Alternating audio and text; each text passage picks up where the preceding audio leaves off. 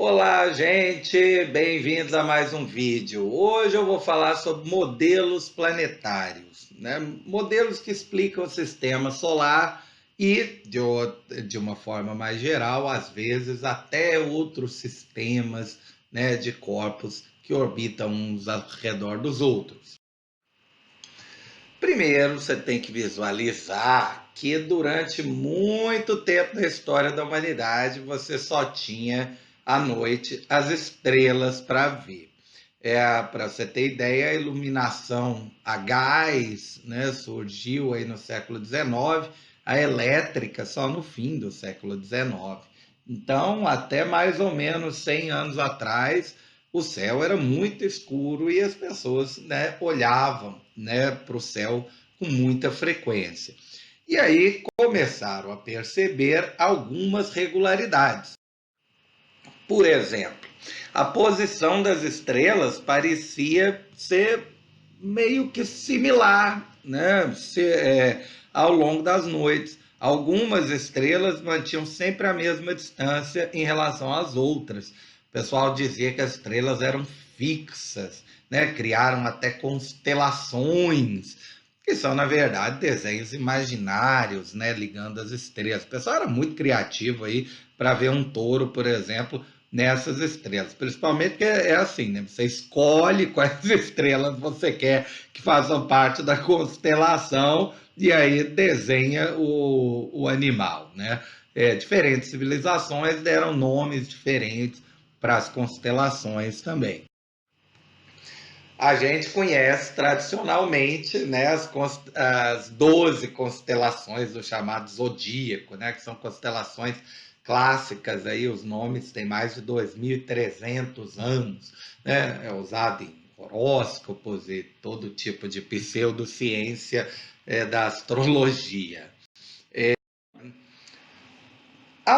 Só que o pessoal percebeu que algumas estrelas tinham um brilho meio fixo. As estrelas oscilam, né? O brilho. Se você estiver num ambiente bastante escuro e olhar para o céu, uma noite bem limpa, dá para ver que as estrelas piscam. Isso acontece porque a luz que vem delas tem que percorrer distâncias gigantescas e aí às vezes chega mais luz, às vezes chega menos luz, porque foi absorvida, por exemplo, pela poeira, né, estelar que tem entre nós e elas. Então a gente acaba vendo o brilho, né, oscilante. Já um planeta, né, que eram essas estrelas de brilho fixo, a distância não é tão grande. E, né, o brilho, né, por exemplo, do planeta Marte ou da estrela da manhã, o planeta Vênus, era mais fixo. Então já havia essa diferença. Havia estrelas de brilho variável e estrelas de brilho fixo, que eram dados o nome de planeta. Na verdade, um planeta também tem uma outra importância. Por exemplo, essa linha que você está vendo diagonal aí representa a trajetória do planeta Júpiter. É uma estrela, entre aspas, né, um ponto luminoso que se move em relação aos outros, né? Vai atravessando, por exemplo, as diversas constelações aí no céu. Então, essa é a diferença básica aí de planeta para estrela, né? Planeta tem brilho fixo e a posição dele em relação aos outros pontos luminosos no céu, né, é variável. As estrelas mantêm uma posição fixa, fixa entre aspas, porque ao longo dos milênios isso vai mudando, mas, né, a distância entre elas visualmente parece constante. Isso levou a cerca de 2.300 anos atrás a que sábios gregos criassem um modelo geocêntrico para o nosso sistema solar. O que é o modelo geocêntrico? A gente faz todas as observações daqui da Terra, você considera que a Terra está no centro, e todos os outros objetos, né, que você vê no céu, você considera que estão se movendo ao redor da Terra. Está em latim, mas acho que dá para entender aí que é Lua, Mercúrio, Vênus, o Sol, Marte, Júpiter e Saturno, e depois as constelações aí, né, ao redor. Essa é uma figura aí de um livro medieval, né, onde o modelo geocêntrico é representado. A Terra como o centro do universo. O Sol, principalmente, girando ao redor da Terra. Aqui a gente tem uma figurinha desenhada por um português aí no início da era das navegações. Repara que agora já tem até a América, né? Ou seja, os caras já tinham descoberto a América, né? E tem aí as órbitas tudo ao redor da Terra. É o modelo geocêntrico. Colocando, inclusive, quanto tempo, né, cada corpo leva para, teoricamente, dar uma volta ao redor do planeta. Então, por exemplo, a Lua dá uma volta em 27 dias e 8 horas, né? Mais ou menos um mês. O Sol leva 365 dias e 6 horas para dar uma volta ao redor do planeta Terra. Estranho, né? Isso é o nosso ano, né? A definição de ano veio até antes da ideia da gente entender que, na verdade, não é o Sol que gira ao redor da Terra, é a Terra que gira ao redor, né, do Sol.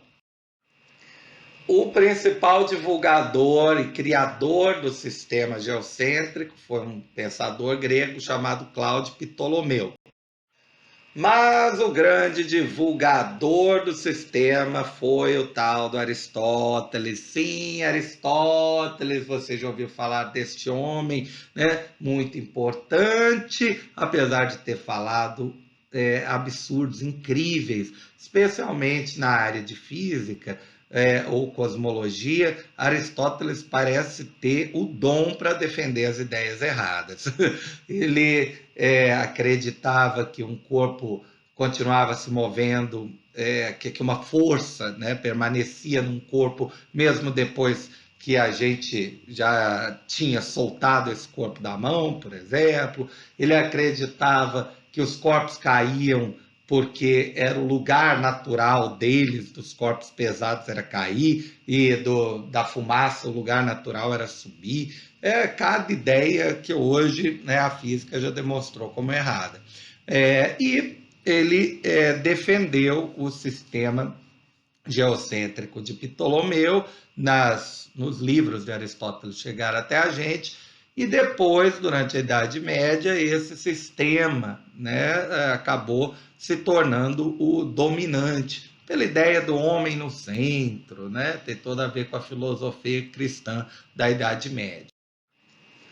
Só que tem um problema com esse sistema. Alguns planetas claramente não giram ao redor da Terra, ou se giram é muito doido.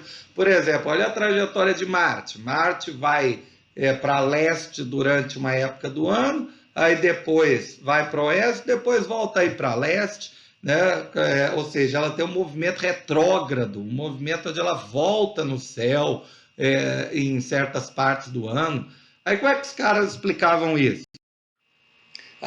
Eles explicavam que, na verdade, Marte não gira ao redor da Terra, ela gira ao redor de um círculo, de um ponto que gira ao redor da Terra, aí produzindo a espiral. Eles chamavam dos ciclos e dos epiciclos, né? A rosácea, a mandala que formava, né, do movimento de Marte. Explicação muito complicada e claramente feita só para salvar as aparências. A trajetória que a gente acabaria observando é essa. Muito louco, né? Sem razão física nenhuma. Por que o planeta escolheu esse ponto e por que este ponto gira ao redor da Terra? Não faz sentido nenhum. Na verdade, o que acontece é que os dois planetas não giram, quer dizer, Marte não gira ao redor da Terra. Marte gira ao redor do Sol. A Terra também gira ao redor do Sol. Só que aí, para quem está na Terra, né, por exemplo, nas posições 1, 2, 3, 4, 5, a pessoa vai observar o movimento de Marte de forma diferente. Vai ter épocas em que vai parecer que Marte está indo para trás. É só por uma condição de você estar observando, né, um outro corpo, mas você está em movimento também, né, aqui na Terra, ao redor do Sol. Isso levou um padre, vamos lá, não é exatamente o título do Copérnico, mas vá lá, um padre por volta aí de 1500 e uns quebrados, a desenvolver um novo sistema, aonde, na verdade, a Terra não estaria mais no centro, e sim o Sol seria o centro do sistema solar. Essa é a figurinha aí do livro de Copérnico, que inclusive só foi publicado após a morte dele, porque, na verdade, nas semanas que antecederam a morte dele, porque ele não queria problemas com a igreja cristã da época, que costumava mandar pessoas para fogueira, né, ou outros castigos cruéis, quando, né, as pessoas não concordavam muito com o que a igreja dizia. E a igreja defendia o sistema de Aristóteles, então era muito complicado. Repara que no desenho ele bota o Sol, Mercúrio, Vênus, né, a Terra, e aí sim, a Lua, né, dá para ver o símbolozinho aí da Lua, a Lua sim gira ao redor da Terra. Marte, Júpiter, Saturno, né? E depois as estrelas imóveis, dá até para ver aí imóveis, né? Ou seja, né, as estrelas fixas. Os caras ainda não conheciam todos os planetas, né? Eles não conheciam Urano, Netuno e Plutão. Plutão hoje em dia nem é planeta mais, mas enfim, né? Eles não conheciam outros astros além de Saturno, porque esses astros não têm como ser observados só, né, ao olho nu, você precisa de aparelhagens, né, telescópios que não existiam na época. Os telescópios, aliás, foram popularizados, né, os primeiros por Galileu, né? Galileu se tornou um defensor ferrenho aí do sistema heliocêntrico e percebeu que, por exemplo, Júpiter tinha um pequeno sistema de luas ao redor dele. Ele descobriu 4 luas de Júpiter olhando através uma luneta, né, que ele próprio construiu. Ele descobriu os anéis de Saturno, percebeu que as manchas na Lua eram crateras, descobriu as manchas solares, enfim, alguém insignificante, né, gente, para a história da ciência. Claro que não, né? Assim, um dos pais da ciência moderna. Na época de Galileu, 1650, vivia um outro indivíduo com uma barba suspeita, né, chamado Johannes Kepler, que tinha uma ideia um pouco diferente sobre o sistema heliocêntrico. Se você perceber nas imagens que eu mostrei antes, as figuras eram sempre círculos, né? Mesmo no sistema heliocêntrico, os planetas giram ao redor do Sol, mas em círculos, né? Segundo Copérnico. Galileu também acreditava nisso, porque os caras gostavam muito do círculo. O círculo era uma figura muito bonita, coisa e tal. Kepler tinha uma ideia diferente. Ele teve a paciência de fazer várias vezes a conta de como seria a forma da órbita de Marte ao redor do Sol. E ele percebeu que não dava um círculo certinho. Tá? Se você observar aí na figura mais à direita, que tem um Sol, né? Até com uma carinha feliz aí o Sol, dá para ver que tem horas que o planeta Marte aí na órbita, representada por A, B, C, D, E, F, né? Dá para ver que tem horas que ele está mais perto e tem horas que ele está mais afastado. Kepler, na verdade, percebeu que a órbita de Marte não era um círculo. Ela é uma elipse. Na verdade, as órbitas de todos os planetas são com esse formato de oval. É uma elipse, ou seja, os planetas se aproximam do Sol em certos momentos da translação deles e se afastam do Sol em outros momentos. O Sol, inclusive, não está nem no centro, né, desse oval. Então a gente tem a órbita elíptica. Kepler fez as contas para Marte e provou que a órbita era elíptica e depois estendeu, né, para os outros planetas. E uma elipse, ela tem 2 pontos chamados focos. O Sol está em um dos focos. No outro foco não tem nada, tá, gente? Não tem nada lá, né? Mas o Sol está em um dos focos. O importante é, o Sol não está no centro da elipse, tá? Ele está nesse ponto chamado foco, e o planeta orbita de forma elíptica ao redor dele, né, ao redor do Sol, ora se aproximando, ora se afastando. Isso é chamado da primeira lei de Kepler. Os planetas giram em torno do Sol, ok, mas a órbita é elíptica, não é circular, e o Sol ocupa um dos focos. Mas tem um pequeno detalhe que o Kepler admitiu. Se os dois focos estiverem no mesmo ponto, a elipse vira um círculo. Ou seja, não é proibido que haja uma órbita circular, é só muito raro. Todos os planetas, por exemplo, giram de forma elíptica ao redor do Sol. Mas no caso da Lua ao redor da Terra, a órbita é quase circular. A maioria dos satélites também artificiais ao redor do planeta são colocados em órbitas que são quase circulares. Não é impossível que haja uma órbita circular, é só que é raro. As órbitas tendem a ser elípticas. Kepler depois, gente, anunciou mais 2 leis para o movimento planetário, mas isso a gente vai ver no próximo vídeo. Grande abraço para todos!